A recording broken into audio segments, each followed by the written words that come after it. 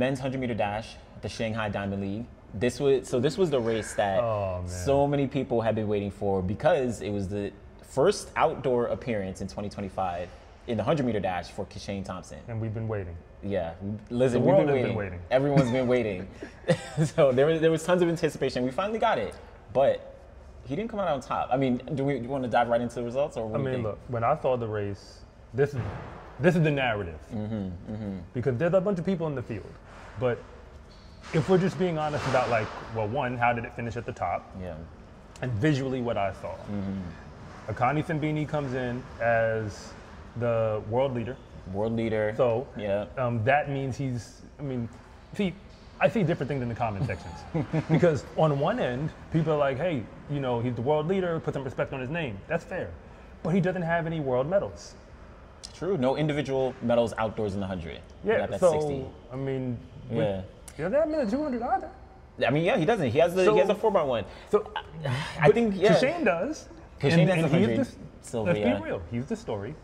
He's what story. People want to see because people want to see fast times. And he goes out and 40, 50, 60 in, and he's ahead. Yeah, he's And I'm thinking to myself, is Kishane going to keep pulling away? Because he's away. It's a wrap. He was doing what Christian Coleman was used to do, which is another story that we're not getting into right now. Yeah. And fundamentally speaking, Akani Simbine starts reeling him in. Yeah. And by the time he got to, because when he started making the move, I'm like, I think he's going to get him. Yeah, because they were close. They were already kind of close when you're talking about 50 meters, 60 meters in. That's when Akani starts to reel him in. It gets very, very close, and then we eventually passed. It was close, though. It ended up being very, very close. And Akani gets the win, though, by an edge. So here's my question. What did we just learn in this race, though? Because at the end of the day, there's one winner. So the clocks, we can look at clocks all we want, but it's not a world lead. Yeah. That's not what it is. That's not what we're talking about. We now have seen Kishane Thompson outdoors in the 100. We've seen him. There's been a sighting. Yeah. And this is what we saw. So in your words, what did we just learn? So for me, I actually take this as a big positive for Kishane. I actually think this is a big positive because it's his first 100-meter race of the year. We've seen him run, 60-meter dash races outdoors and indoors this year, but first 100 of the year. We saw him show up. That was like a question in itself. Everyone, I know the comments always say, if Kishane shows up, if he shows up. We saw him show up, and he ran sub 10. Now, the clock maybe isn't as indicative of, what performances are gonna show up later on in the year, but the fact that he ran sub 10 in his first race of the year against a high quality field. Yes, there was no Noah, there was no Fred, there was no Kenny, but Akani, Letsile, Christian, these are high quality guys. So to me, this was a win, even if he got second place. I don't think he needed to win this, personally. I totally understand that argument. I'm just gonna make a different one. Because that's not how the streets think. Is it? You have to understand, going into this meet, because I've been trying to understand, I've really been trying to understand, because my channel is a reflection of what the community wants to talk about. As much as you may, it just is what it is. People want to know what Kishane Thompson's going to do. He's a thing. He's a situation. He is. Every time he runs, it's a situation. Kishane Thompson's a situation. The idea of him running is a situation. Because he might not actually run.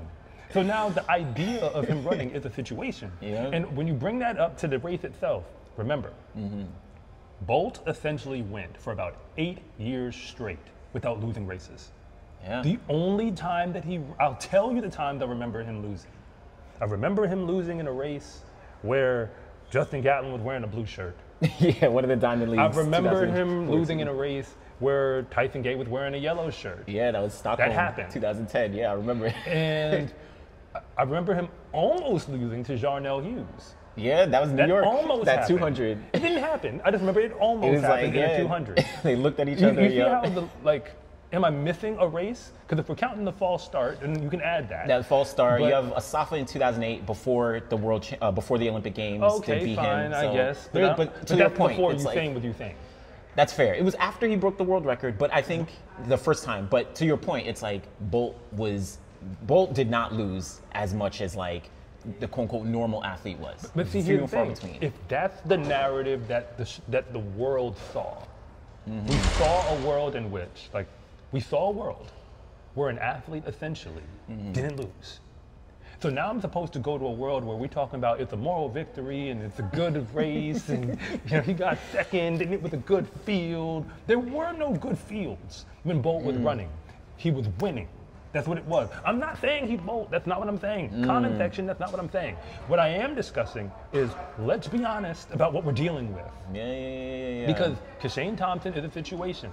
Hey, I love to see him run. I wish I could do it a whole lot more. I accept that might not happen as much as I would prefer. Yeah. But at least for just those two men, two entirely different narratives. One ran all the way through World Indoor, and the reason why he said he did it, correct me if I'm wrong, was because Akani wanted to be there on the podium in the 100, and he felt running the 60 indoors would help to get him there.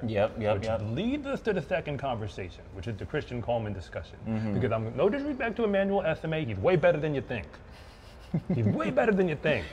However, most people didn't realize that he was there for the last year or so. It's fair, yeah. I only started realizing because he won a Diamond League race last year. He won a Diamond League race last year, I think 2024. He's been kind of in the mix, even like 2023. He'd been at some Diamond League races, but he wasn't like, and he still maybe is not in the conversation. Yeah. Was Coleman fourth?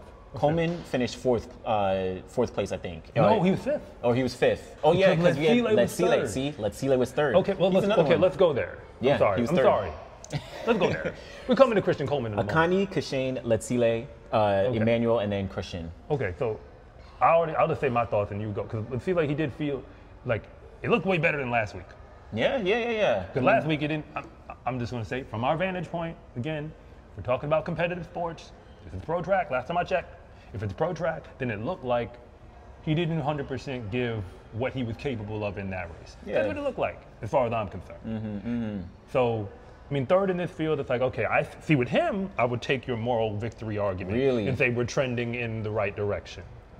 Okay, I agree, because I think Letsile specifically, he doesn't have anything to worry about except like he'll be at World Relays next week. He's going to help his team Botswana qualify, but he doesn't have to worry about anything until September with the World Champs. And like it or not, that's the reality of the sport. Like these races are all preparation for the World Champs. So right now. I mean, for Letsile specifically, for him, because he has no trials. Well, I gotta say it.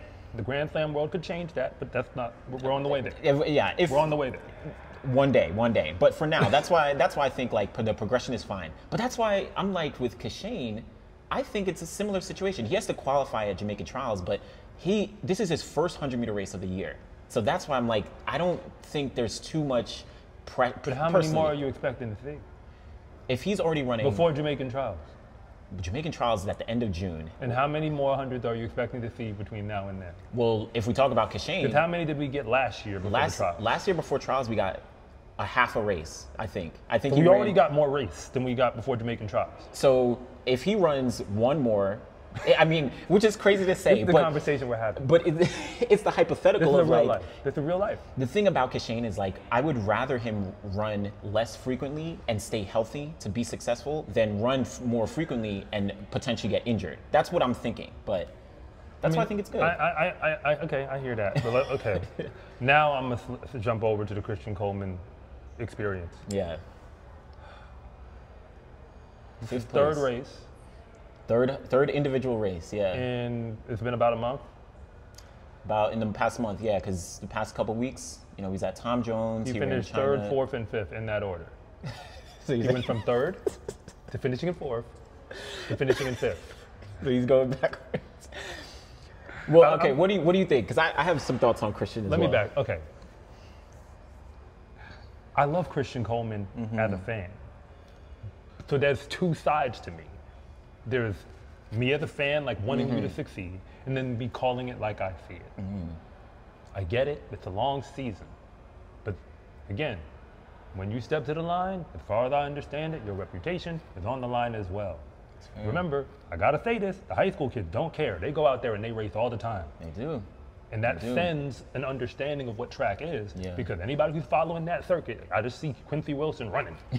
Hard, all the time. Pushing it. He don't care. Pushing it. And guess what? The other boys who we race against, they might be in high school. They like, oh, this is my day to beat an Olympian. I don't care neither.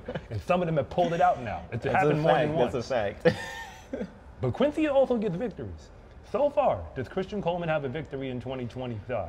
He doesn't. Does not. Like you said, third, fourth, and fifth place in the 100. So we're going backwards. The clocks are not fast, and the start isn't there. It wasn't there today. It wasn't that Christian Coleman that we know, who's arguably the greatest starter, at least of the current guys, maybe in history. Like, you can argue that. But yeah, today it wasn't there. I think it's an argument that almost nobody's going to win on the other end. Yeah. But that was then, and this is this moment. Yeah. Again, things might work themselves out. I'm not going to go down or descend down an alternative path. I'll just stay on this one mainline point, which is we're talking about races where there's been none of the American men who beat him at the trials. None of them, yeah. None. Noah, Kenny, Fred, none of them, yeah. Because I still believe that last year, the form he was in, send him to the games. Just send him there. He's getting at least in the final, in my opinion, in the 100 and the 2. Bare minimum. Yeah, he's making the final. So what do you think of this performance? Do you think of him?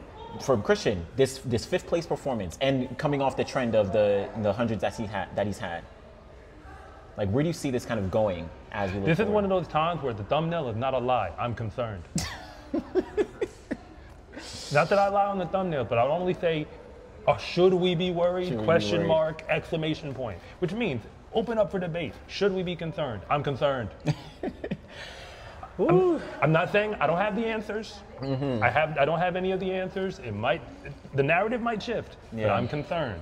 Should we be worried? Yes, you probably should. Should be worried. Okay. I mean, because here's the argument I'm going to go back to. People be talking about it's the first race. How many other races that other people been running? You see what I'm saying? It's like in college. You remember in college when people would say, it's the first meet? It was the first meet for everybody who beat your behind. I know. But you talking about it's the first meet. It's the first. That's true. Oh, man, I think, okay, my perspective, I'm like maybe not on the full concern because I still am of the opinion that he has time to progress. We've spoken about Fred Curley last year. He was at these Chinese Diamond Leagues not doing well. I might have put a video out saying, like, should we be worried about Fred Curley? But he found, and even after that. Wasn't he second to Christian early in the season? But this is in a way less, like, you didn't have Letsile, you didn't have, Kenny, and then he had finished third behind Akani and Christian in one of these. But eventually he got things together. Now, I'm not saying Christian's going to do that, but I do think he has the potential to get things together because USA's is all the way in August. Now, the thing that is an issue is you have to get through Noah, Kenny, all these other guys, who are competing at the best of their game. And we've seen him, unfortunately, come up just short when making a team, with the ability to make a team, at least last year. So that's where I may have some concerns, but I don't want to say like, this is like true concern right now. I mean, concern doesn't mean it's over. Concern means it's not a foregone conclusion. See, right now, okay, let's talk about, I'm going to give you the opposite so people can understand the difference of what I mean when I talk about concern. When I asked the question, should we be concerned about Sharika, I was asking it, and my answer in the video for anybody who stuck around was, no, I'm not concerned. That makes sense. My concern would be, can she get to the form she needs to get to beat what this Julian Alfred looks like? Yeah, that makes sense. This Gabby Thomas is looking like she's going to be. That's realistic. It's not her in her top form. It was, could she beat, because she wasn't there now. We know where they are now and where she is now. Exactly. But when it comes to Christian Coleman, I know where he is now and where everyone else is. I have evidence. It's all on the board. Exactly. And when I look at the boards, what I see is Christian Miller, I saw you in the same race with your first race of the season for both men. And what were the results? So I'm not saying, like, I'm just keeping it as a, like keeping it all complete in terms of like the understand. That's fair. I mean, these are my thoughts. I mean, hey, it was a great field. I mean, it was an entertaining race. I think it was. A good race. Obviously, the story's at the top. Yeah. The Kishane Thompson situation is still a situation. Yeah. And I don't know when the situation is coming back, but when it does, I'll be paying attention. Yeah. I'll also say, because he won the race, and I feel like we slightly glossed over, but Akani Simbine, I think, whether or not he's able to get a medal later on in the year, that's still up in the air individually in the 100, but he is someone who's very, very consistent, and I appreciate that he always shows up when it comes to these Diamond League races. Like, he treats these like, this is an important race that I need to win. Now, again, whether that translates into a medal later on in the year, it's a whole different conversation, but he deserves a lot of credit for actually showing up and performing at these meets across the world. Hey, I respect it. I respect it, but Stay tuned, because Grand Slam is going to drop the 100 for the men today. Yeah. And trust me, I will compare the notes between both meets. Because we've got a high quality field on one end. Yeah. And we have another one on this end. Yep. So I want to see how the chips fall when it's done. How things show up. So we'll see. And we're in Myanmar. They got some nice wind here in Myanmar. So it's like we've already found out. Yeah. My name is Anderson from The Final Leg. And I'm Coach Rob from SCA Track and Field. And thank you for watching this segment from The Finish Line. If you want to know what's really going on at the high school and college level, be sure to subscribe to Coach Rob Track and Field. And if you want more content on the best track and field athletes in the world, be sure to subscribe to The Final Leg.